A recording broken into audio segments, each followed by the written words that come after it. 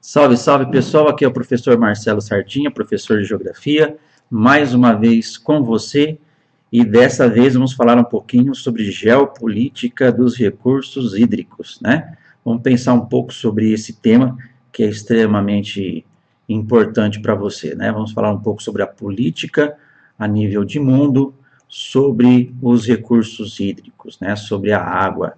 Então vamos falar um pouco sobre esse tema. A primeira coisa que eu queria fazer com você é uma análise da distribuição política da água a nível de mundo. Dá uma observadinha no seu mapa aí que você vai ver, né, na legenda, desde 10 metros cúbicos per capita até 30 mil metros. E aí não é segredo para mim nem para você que algumas regiões de maior desenvolvimento é onde nós temos praticamente aí a maior distribuição política da água a nível de mundo. Isso é importante para você entender como esses recursos são utilizados, na sua grande maioria, né?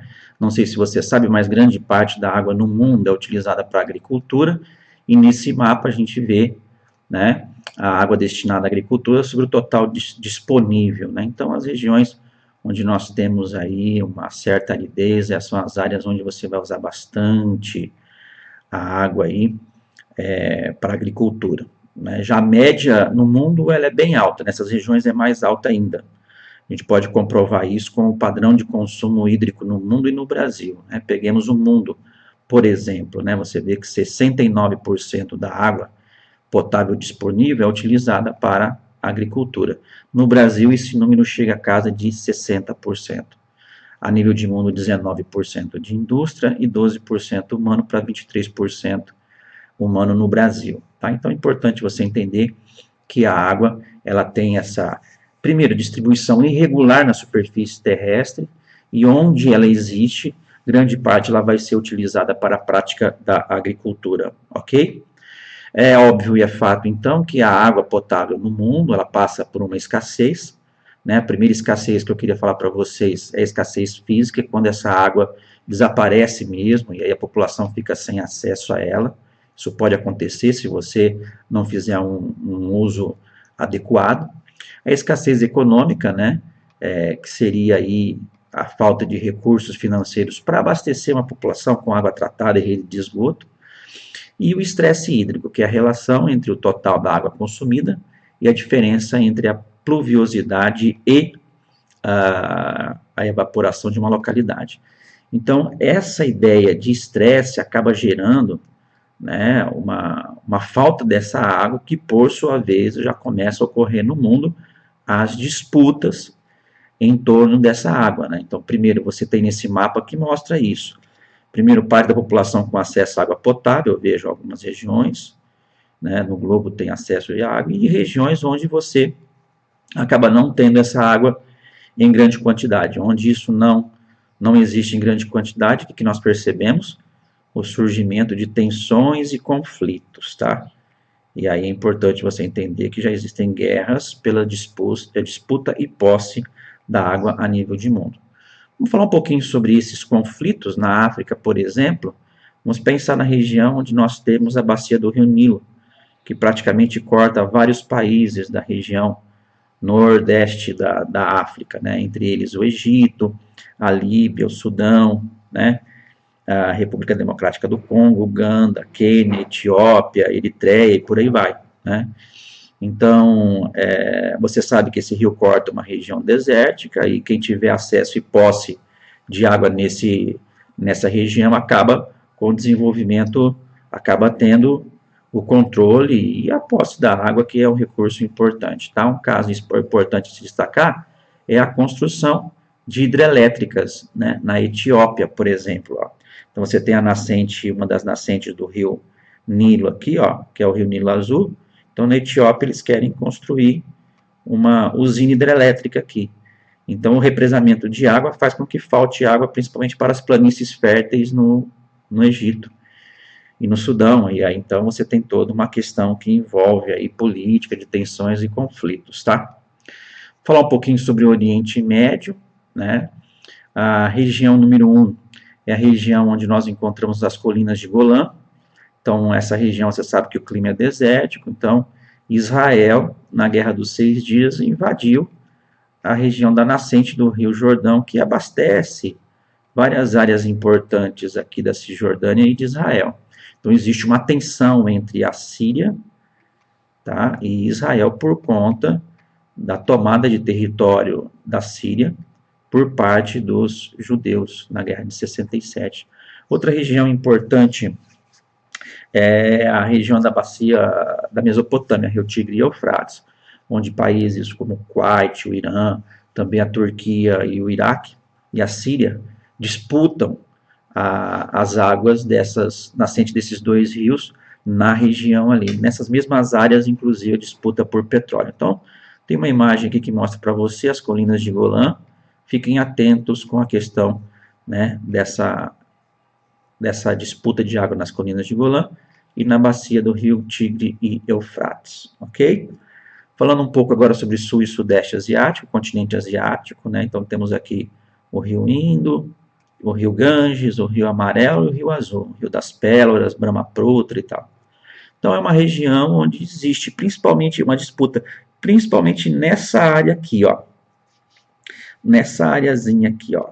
Essa é a região onde nós temos a famosa Caxemira, né? É a nascente para principais rios como o rio Indo, o Ganges, e a nascente de alguns rios aqui como o rio Amarelo e o rio Azul, né? O Yangtze-Kiang e o Huanghe.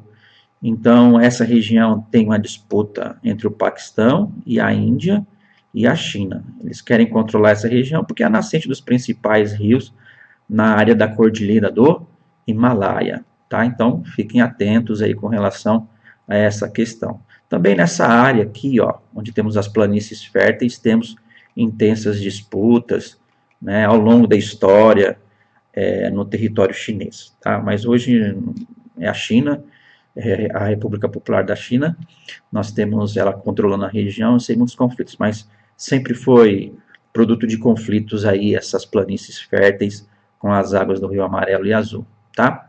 Vamos falar um pouquinho agora sobre água virtual, que nada mais é do que a quantidade de água gasta para produzir um bem, um produto ou um serviço. Ela está embutida num produto, não apenas no seu sentido visual e físico, mas também virtual, ok? Considerando a água necessária aos processos produtivos. É uma medida indireta dos recursos hídricos consumidos por um bem. Tá? Então, a gente tem aqui a importação líquida de água virtual, né, de algumas regiões. Perceba aqui que a América Anglo-Saxônica, a própria Austrália, acaba adquirindo essa água na forma de produtos que vão para esses países na forma importada, tá? Bom, outra coisa que a gente tem que entender é o estresse hídrico, né? Que é a relação entre a necessidade e a disponibilidade de água, tá? Então, se você olhar aqui por densidade demográfica, nós temos estresse forte e estresse baixo. Então, vamos pegar aqui a China. Você sabe que é uma das maiores populações do mundo. Então, essa região da China aqui, nós temos duas características aqui. Nessa região onde está o rio Amarelo, o estresse hídrico é bem forte. Muitas pessoas consumindo e tal. E na região onde está o rio Azul, o estresse é mais baixo. Então, a nível de mundo, nós temos toda essa realidade sendo desenhada, né? Importante estarmos atentos com relação a isso aí, tá bom? Enfim, vamos falar agora um pouquinho sobre pegada hídrica. Pegada hídrica nada mais é do que um conceito criado pelo professor Argel, né, em 2002, onde a ideia da pegada hídrica, ela nada mais é do que a quantidade de água potável suficiente para produzir uma mercadoria, né? Então, sei lá, vamos pensar, para se produzir, vamos ver ali, para se produzir carne bovina, 1 quilo de carne bovina, quantos litros de água são gastos? 15.500 litros. Né? Para se fazer uma camisa de algodão, quantos litros? 2.700 litros. Para 1 quilo de soja, 1.800 litros. Né? Para 1 quilo de arroz, são gastos 2.500 litros. Né? Então, a gente tem aqui a pegada hídrica brasileira. Né? Então, sei lá, quantos mil litros é para se fazer um carro no Brasil? 144 mil litros. Um computador, 31,5 mil litros. Né? Uma fatia de pão, 40 litros. Então, a pegada hídrica nada mais é do que aquele indicador que vai mostrar para você a quantidade de água potável necessária para se produzir um bem. Com base nisso, você tem ideia se um país usa muito, pouca água, e você consegue desenvolver políticas de uso dessa água, né? Então, a pegada hídrica pode ser dividida em 3 tipos: a azul, a verde e a cinza. A azul mede o volume das águas de rios, lagos, utilizada para irrigação, né, de lavagens e refrigeração. Então, peguemos aqui, ó, essas regiões onde tem agricultura intensa, aí você acaba vendo que a pegada, perdão, estou falando aqui da pegada verde, né? A azul está aqui, ó, vou mostrar azul. Essas regiões onde o processo agrícola é mais intenso, ó, tá? Vai usar mais para agricultura. A pegada verde se relaciona à água das chuvas necessária para o crescimento das plantas. Então, quanto de água eu vou precisar para que as plantas se desenvolvam em determinadas regiões do globo. Então, a pegada ela acaba sendo maior em algumas, verde acaba sendo maior em algumas áreas aí, onde normalmente você tem aí as plantas, né, precisando dessa água. E pegada cinza, que seria a quantidade de água necessária para diluir os poluentes. Aí essa cinza aqui, ó.